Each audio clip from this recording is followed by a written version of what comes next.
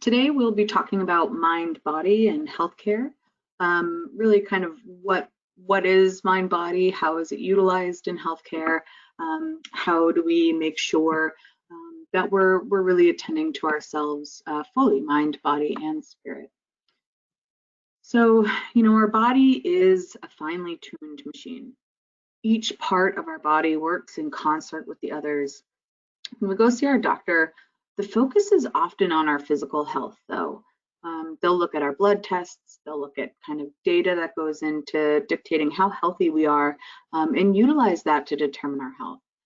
There is a mountain of evidence, though, that speaks to the connection of our emotions, thoughts, feelings, beliefs, and our physical experience and our physical health. Your mind and your emotions can impact your physical health on a deeper level, and they often play an important role in the way that we experience pain. Mind-body therapy or mind-body practices truly aims at restoring the balance between our mind, our body, and our soul. Utilizing mind, body in our healthcare and when thinking about our health really is much more of a holistic approach than what we typically see.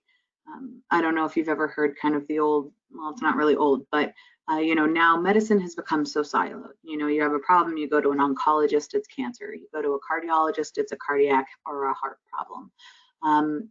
But truly, how often is our mental health, our mind and our experiences and our thoughts being incorporated into our physical health? Utilizing mind body can really help you treat the whole person and not just the diagnosis or not just the symptoms. It can help you achieve a state of calmness and relaxation, which then inevitably reflects in your overall health. Mind body can help identify what causes your current concerns, what are the factors that contribute to your health related problems, whether they're spiritual, mental, or physical, while also helping you overcome those factors or obstacles. Mind body work can help you relax, avoid the negative impacts of stress, and can really impact our health through just changing our overall mindset and our approach to our lifestyles. So I do want to note that today's webinar is part of a three-part series. Today, we'll focus on the interplay between our emotions, our physical self, and our health. Next week, I really ask you to please consider joining me to look at self-management techniques. So looking at physical self-management as well as psychological, emotional, and utilizing those self-management techniques or awarenesses to help us cope with living with liver disease. Then on December 7th, we will have our third part of this three-part series. And on December 7th, I would ask you to please join me to review tools and techniques that you can actually incorporate into your everyday life and help you to become more mindful and more present.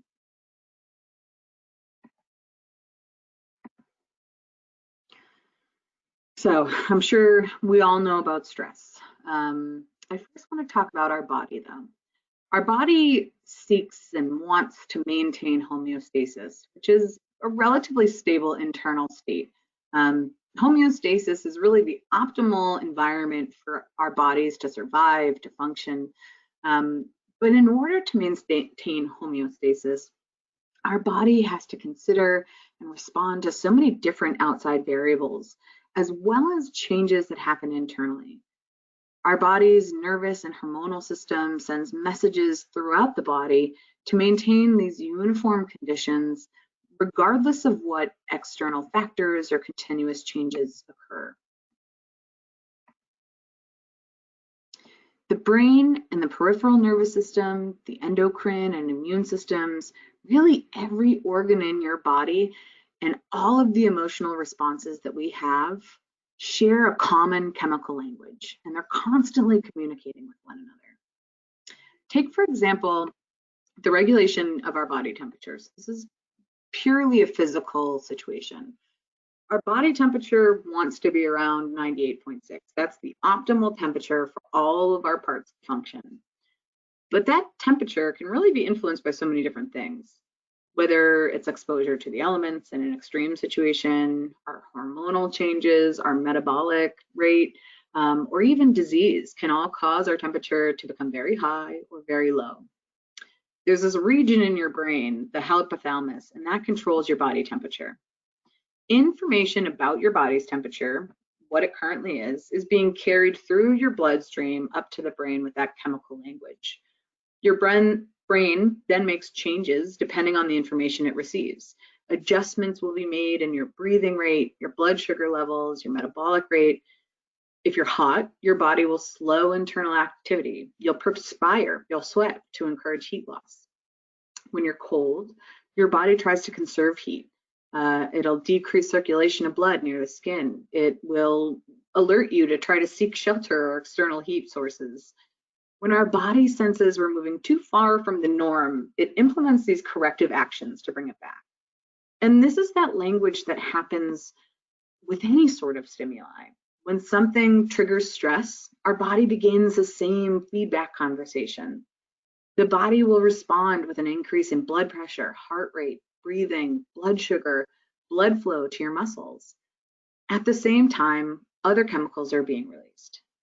Those chemicals can affect your digestion, your immune system. So stress is a huge part of our overall health. And change can be stressful, whether that change is good or bad. There can be good changes that really do impact us the same way a negative change or a negative stress might impact us. Some examples of changes that can impact our physical health may be being laid off from your job, having a child leave home or return home, dealing with the death of a loved one, getting divorced or married, suffering an illness, having an injury. Even getting a promotion at work can be very stressful. Having money problems, moving into a new home, welcoming a new baby, whether by birth or adoption, all of these things can be stressful. And that stress can set off this cascade conversation in our body and can really affect our physical health. Our body responds in a physical way to the way that we think, feel, and act. If we're stressed, anxious, or upset, our body's going to react in a way that might tell you something isn't right. Also, the way we choose to cope with stress can have huge implications for our overall health. For example, if someone responds to stress by increasing alcohol or tobacco use, eating more junk food, I know I'm a terrible emotional eater, maybe having trouble sleeping, any of those things, any of those responses to stress will then lead to more health complications. It's really important to remember that a physically healthy lifestyle can improve our mental health, even small changes. Today, we're not really going to focus on a healthy lifestyle. That's really going to be the crux of next week's conversation. But a healthy lifestyle and healthy lifestyle changes can prevent worsening or chronic health conditions. Even our social relationships are tied into our health outcomes. It's been shown through research that the actual number and quality of social connections and relationships can impact our immune system, inflammation in the body, and progression of chronic conditions. Symptoms of stress, depression, and anxiety can be significantly relieved by changes in health-related attitudes and behaviors. Even a small, positive, healthy change in diet, physical activity, and sleep can go a long way toward improving our mental and physical health. So again, while we won't be talking about techniques like that today, we will certainly be delving into those sorts of physical and emotional self-management techniques next week. So I would encourage you to join me for next week's program as well. So stress and our emotion can all impact our overall health. There's been really well documented connections between our physical and our emotional states. And mind-body therapies, mindfulness, hypnosis, mental imagery, progressive muscle relaxation, yoga, meditation, and even Tai Chi have been really effective and found really effective in reducing depression, insomnia, anxiety, post-traumatic stress, irritable bowel syndrome, nausea, acute and chronic pain, and even managing impaired circulation, diabetes, and hypertension. So incorporating something like progressive muscle relaxation, yoga, meditation, or even mental imagery can really be effective in improving our physical experience. So those things like pain, but also our emotional and mental experience, depression and anxiety.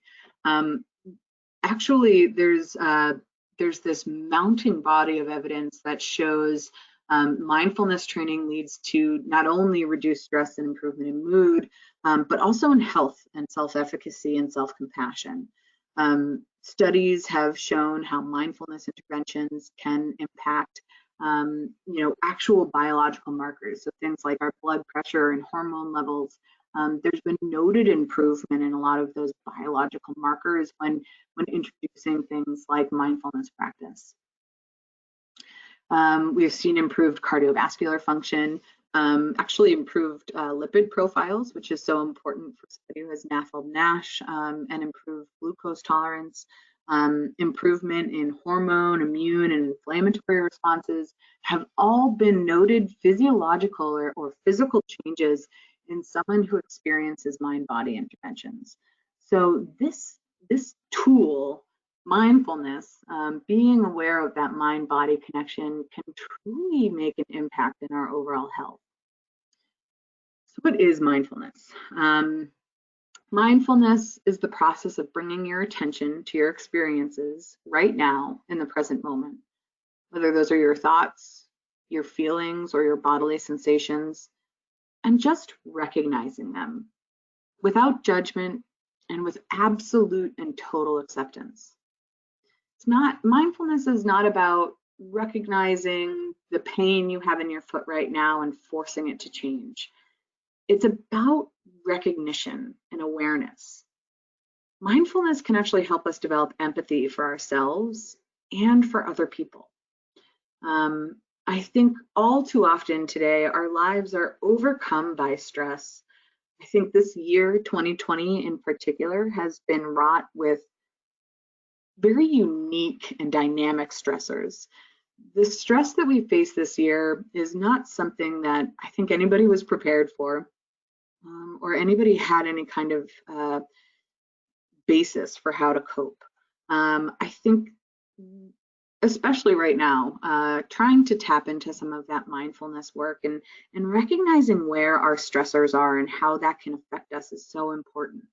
I want to talk a little bit about the mind, the body right now. So we're talking about the mind-body connection, and so just a little quick anatomy lesson in that regard.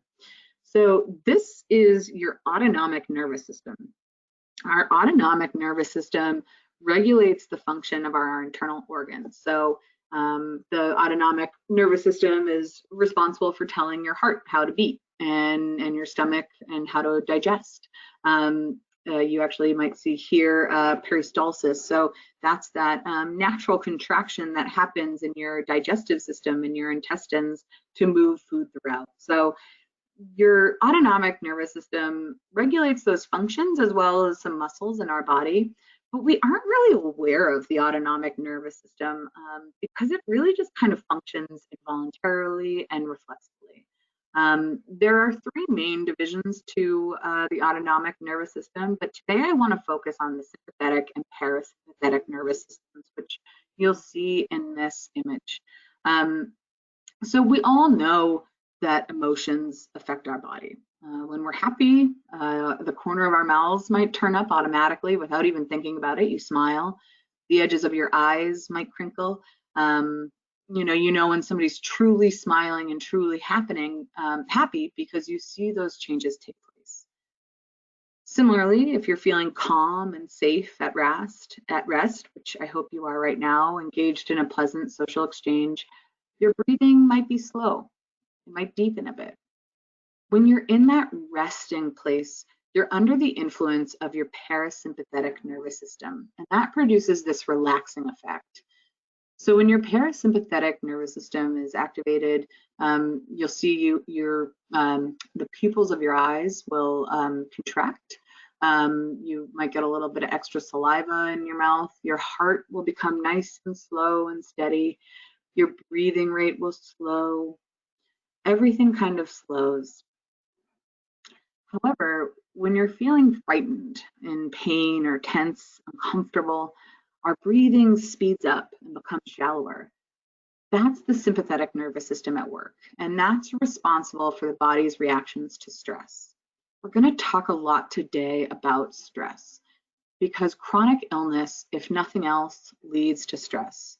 Whether that's physical stress because of medical bills, if it's stress because of physical experiences, or living with that chronic illness, can all lead to stress. So, well, we know how our emotions, so fear, pain, might influence our body. Something a little less well known is that the effects occur the other way as well. So the state of our body can impact our emotions. Studies show that when your face smiles, your brain reacts in kind. You experience more pleasant emotions. Our brain doesn't actually know the difference between a real smile because of something wonderful that's happening to you right now, or a smile because you're doing a visualization exercise where you visualize kind of your best possible moment. You can actually induce those sorts of things in yourself. You can change the way your body behaves based on introducing different emotions. Breathing in particular has a very powerful influence on the mind. So think about rapid breathing. If somebody is very, very anxious, they will likely start breathing very rapidly. Rapid breathing can actually contribute to and exacerbate panic attacks, and almost in a vicious cycle. So fear is going to trigger faster breathing, and faster breathing is going to trigger more fear, and so on and so forth. So in that way, we can actually latch on to that powerful connection of the breath and the mind, and use breathing techniques to help reduce anxiety. Breathing techniques are a tool that aim to slow or deepen, or to really facilitate breathing.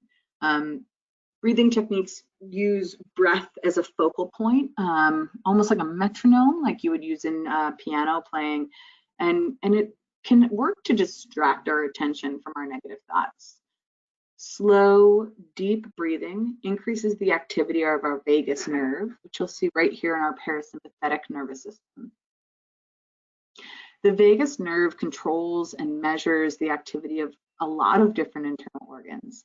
When that nerve is stimulated, calmness pervades the body. The heart rate slows and becomes regular. Blood pressure decreases.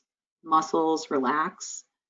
When the vagus nerve informs the brain of these changes, the brain is going to relax, and that's going to increase feelings of peacefulness.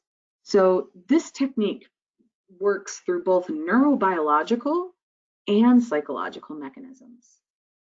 How incredible that we can just really latch on to our breathing like that and create those physiological drastic changes.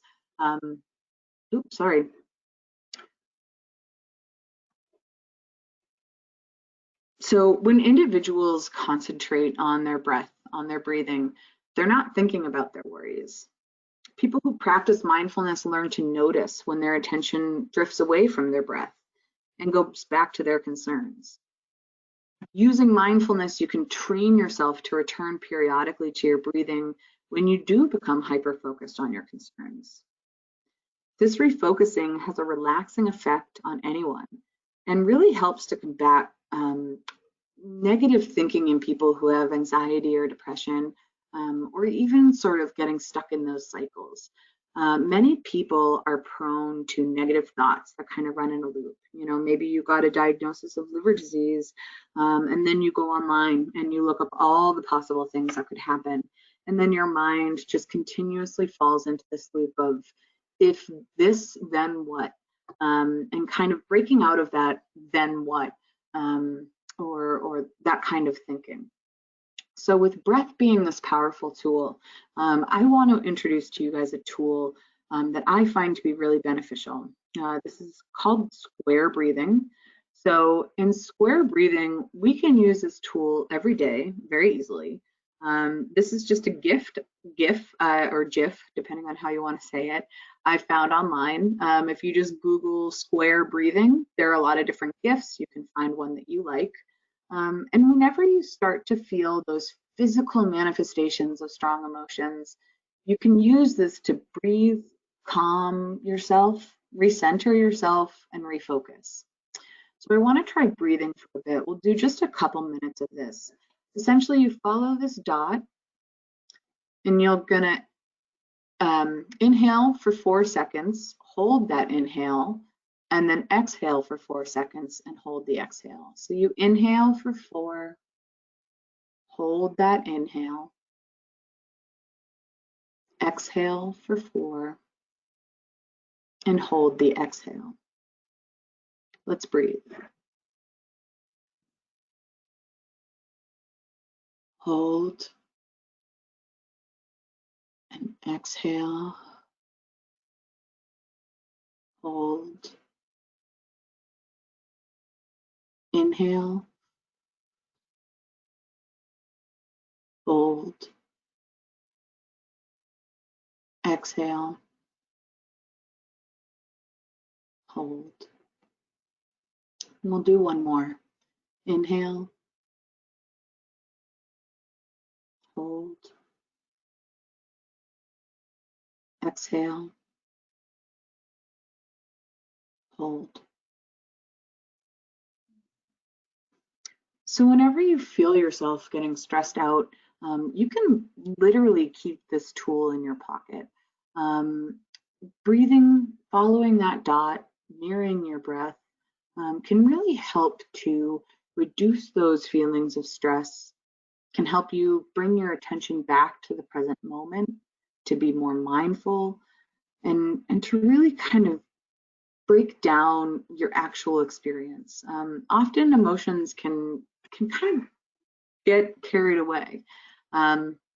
So let's talk about our brain. We talked about our nervous system, but I want to now kind of meet the brain, the thing at the top. So the innermost structures of our brain, the parts here nearest to the spinal cord, that's the oldest part of our brain. And truly that part of our brain is carrying out the same functions it did for our distant ancestors. This old brain regulates our basic survival functions like breathing, moving, resting, feeding, and it creates our experience of emotions as well. We have, however, developed all of this additional layers of brain that provide far more advanced functions like better memory, more sophisticated social interactions, the ability to experience emotion. So well as our old brain feels the emotion, it's our new brain that kind of processes it. Our new brain, the cerebral cortex, makes us adept at things like processing emotion. So, like I said, the old brain, while it is primarily responsible for those basic aspects of life, our basic motor functions, it also plays this big role in memory and motion. Our amygdala primarily is responsible for regulating our perceptions of and reactions to aggression and fear. Our amygdala is linked to our facial responses, so we can perceive as well as express emotions. It releases neurotransmitters related to stress and aggression, and that's where we really remember fear and learn to avoid fear. This was huge for our ancestors, but things have changed. We are not our ancestors anymore. Fears and stressors have become far more complicated. Stress, anxiety, feeling sick because of chronic illness can make us live in our emotional brain. If we're living in our emotional brain, when we experience a stressor or a trigger, first, we're going to experience it in that old brain, and we may act there. But if we take a moment and allow ourselves to move from that old brain to the new brain, we might not behave in a way that might upset somebody else. Emotions are designed to appraise and summarize an experience as well as inform our actions. But if that emotion is triggered, just how much attention should we give to that initial visceral response? Emotions aren't really sophisticated. They're not precise. They're fast, but that speed, doesn't really make up for that lack of sophistication. So emotions, when they're not disordered, do provide us information about our circumstance in a simple, quick way. It doesn't really need a lot of cognition. So, those emotions are seeking to tell you if a situation is optimal or not really. So, I'm sure you're familiar with the idea of fight or flight. That emotional cue is so important that we recognize the danger and respond to it.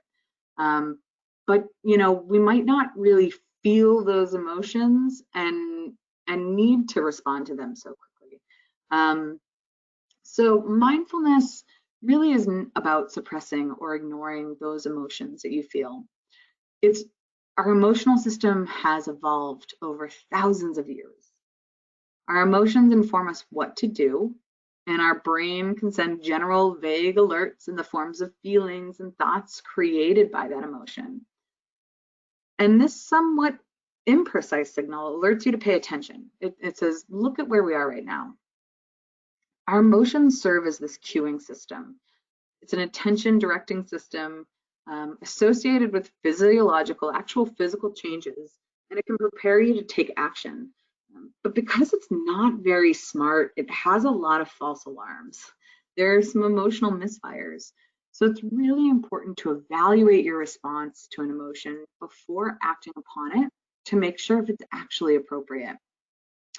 Becoming aware of our emotional triggers, learning to recognize those warning flags in our body, but taking a minute before we respond to them, moving from that old brain to the new brain, that's a huge form of emotional self-care. Learning to acknowledge and express our feelings is essential. Anger, anxiety, and sadness are just as valid as positive feelings. But developing healthy coping skills to deal with these more uncomfortable emotions is really, really important. So don't ignore your emotions. Don't push them down. Feel the feelings you need to have. But before you behave on them, before you react to them, kind of evaluate them. So our mind-body connection. How we think and how we feel impacts what we do. The mind-body connection means our thoughts, feelings, beliefs, and attitudes can positively or negatively affect our biological functioning. In other words, our minds can truly affect how healthy our bodies are. On the other hand, what we do with our physical body, what we eat, how much we exercise, and even our posture can impact our mental state. Again, positively or negatively. This results in this complex interrelationship between our minds and our bodies. So it's important to note that here, when I'm saying mind, I'm not meaning the brain, as we just discussed. Instead, when I'm talking about the mind-body connection here, I'm talking about mental states like thoughts, emotions, beliefs, attitudes, and images. The brain is the hardware that allows us to experience these mental states. These mental states can be fully conscious or unconscious. We can have emotional reactions to situations without being aware of why we're even reacting. Each mental state has a physiological one associated with it, a positive or negative effect felt in the body. For example, the mental state of anxiety causes you to produce stress hormones. Many mind-body therapies focus on becoming more conscious of mental states and using this increased awareness to guide our mental states in a better, less destructive direction. So while mindfulness is paying attention to something in a particular way, on purpose, in the moment, without judgment, it's also about perception and reaction. Mindfulness can be a way to gain control over your reactions and perceptions of reality. What you think or perceive, you then become or behave. So, I think the concept of perception is really important, especially when we're talking about healthcare. I think when we get a diagnosis of chronic disease, we can be one of these two people. We can think our life is over, things are never going to be the same again. We can give in to hopelessness and despair. However, what if we could get that diagnosis and find the hope or the good that others may not readily see? It's so much of our happiness, like this says, depends on how we choose to look at the world. So in the concept of mindfulness, this is actually a quote from Thich Nhat Hanh, a Buddhist Zen monk. And it says, "I'm aware that happiness depends on my mental attitude and not on external conditions, and that I can live happily in the present moment simply by remembering that I already have more than enough conditions to be happy." It's really important to remember that we all have ownership over our perceptions and our reactions. If you think you're always going to get the raw deal in life, then you're probably right. Not because life is after you, but because you perceive it to be. Even if something good comes along, if you believe you're always doomed to get the short end of the stick, you'll probably feel anxious that something awful is about to happen. Rather than appreciating the good right in front of you, you're busy waiting for the other shoe to drop. Living mindfully, fully aware, fully present, and actively knowing that whatever your situation is, it is simply that, a situation. It does not define you unless you allow it to. Life is very hard and can be a struggle, but suffering is optional. Perceiving and reacting out of love and mindful awareness will decide which side of the bus you are sitting on. So I'm going to play a short video next. Please do feel free to send me a note in the chat box if for some reason you cannot hear the sound. I'm trying a new way of sharing this. If you are viewing this after in a recording, please know that you won't be able to hear or see this video, but you can access it through a link in the comments section. So with that, I'm going to play this video.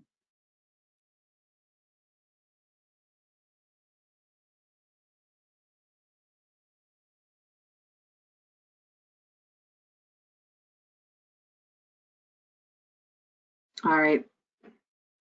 Thank you all for letting me know that that worked well. So I just wanted to finish. We talked a lot today about emotions and about what those emotions might lead to in our physical body. But I think one thing to remember is naming our emotion is very easy or can be really hard. Truly understanding how we're feeling can not only help us appreciate where we are, but can also help our caregivers or our doctor understand kind of where we are mentally and be able to better meet us there. So it's really important to remember that that animalistic brain of ours, that old brain, is very similar to that of other animals. A lot of animals and humans kind of experience those same basic emotions. I have a cat and a dog here, and I can assure you I have seen anger and sadness on their faces as well as happiness. Emotions have changed though for us as we've evolved. It's really important, emotions are essential to helping us survive, but it's also not as essential for us to survive now as it was for our ancestors. So there are these basic emotions, these kind of simplistic ones: fear, anger, disgust, sadness, happiness, surprise.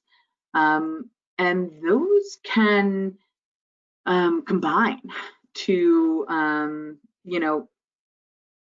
basically we can take those primary emotions and produce new ones. So, sadness and guilt might make you feel remorseful. Sadness and depression may make you feel inferior. Emotions, will progress to as they kind of develop. So to say, oh, I'm happy right now, is a little too simplistic. Try to hone in on what you're actually feeling. There are a lot of opposites when it comes to emotions. So there's like this duality, right? So sadness is the opposite of joy. Trust is the opposite of disgust. Fear is the opposite of anger. There's also similarity in emotions. There are emotions that are related to one another, like loathing and aversion or hate. And then there's also different degrees of intensity when it comes to our emotion. So you could have trust go to acceptance, go to admiration. So really that's a drastic degree in intensity, going from trust to admiration. Fear could go to being timid, to truly being, in terror. Surprise goes from uncertainty to amazement. Sadness goes from gloominess to grief. So remember, there's this continuum of emotions, right? So it's not just that we have these basic ones, but we also have different intensity when it comes to our emotions. Understanding our emotion and our current emotional state is a crucial step to solving really any issue. When we question our emotions, we're processing them. When the question concerns our emotions that we process on the subconscious level, it can be really hard to identify and verbalize our need. So utilizing this tool can be really useful. A tool like this can enable you to really visualize your emotion, understand what combinations of emotions have created this specific outcome. Once we objectify and understand our emotions, we can empathize with ourselves, as well as channeling our focus in the direction of the emotions we actually want to feel. So, moving from being enraged to, finding a new perspective, feeling peaceful, looking across to a different emotional state that you could find. And I spoke briefly, earlier about the physical changes that happen when we experience emotion. I think this image is actually quite telling. This is kind of the different feelings, where we feel our feelings. If you're happy, you truly feel this warm glow all through you, whereas sadness is similar, but in this really cool, simple emotion. I think it's really important to remember that there are all of these drastic differences when it comes to emotions. So I think it's really important to remember the better off we are at naming those emotions, at recognizing our internal state, the more prepared we are to come to the table with our healthcare provider, with our caregivers, with our family members, with our friends, and really make a proactive change. If we're more mindful of the things that we say and do, as well as our breath and our anxieties and our stressors and our fears and our triggers, the more control we then have. I know today I presented a lot of different concepts to you all. If you have any questions, I would encourage you to please feel free and ask them now. As I said, next week, this I truly wanted to utilize as an introduction to the concept of that mind-body connection. and incorporating mind body into our physical selves, into our healthcare, and into our physical awareness. Next week, we'll be going through some true physical and emotional self-management techniques.